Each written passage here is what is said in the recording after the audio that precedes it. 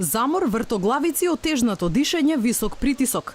Наглите временски промени, топлите сончеви зраци кои нагло се менуваат во дожд со грмотевици, негативно ги чувствуваат и младите. Во итната медицинска помош телефоните постојано звонат, дневно и до 120 пациенти барале лекарска помош. Оттаму велат деновиве зачестиле мозочните удари, а покрај хронично болните, временските неприлики, силно ги чувствувале и лицата со нарушено психичко здравје. Поготово тие би требало да ќе земат редовната терапија и да се обидат да не да мируваат, тоест да не го зголемуваат нити физичкиот, нити психичкиот напор. Значи времето е доволно интригантно, така да со додатно заморување секако дека ќе ги зголемат своите тегови. Лесна физичка активност без многу напор препорачуваат лекарите за жешките денови. Да се носи лесна и светла облека, да се јаде полесна храна и да се пијат многу течности.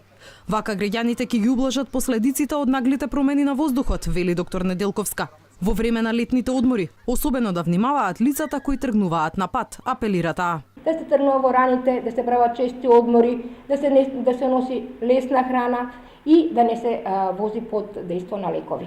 Поготово на лекови, затоа што сега имаме многу лекови кои се користат во смисла на за спречување на алергии, тие мощно лошо да влуваат на свеста на човекот. Метеоролозите велат дека врнежливото време ќе продолжи до крајот на денот, а мала нестабилност најавуваат и за утре. Утре ќе се задржат малце услови за појава на дожд на југот од земјата, а инаку потоа ќе започне еден подолг период од повеќе дена со сончево време, сепак со малку зголемување на облачноста во попладневниот дел од денот. Од УХМР велат дека во текот на следната недела ќе настапи вистинско лето со температури и до 38 степени.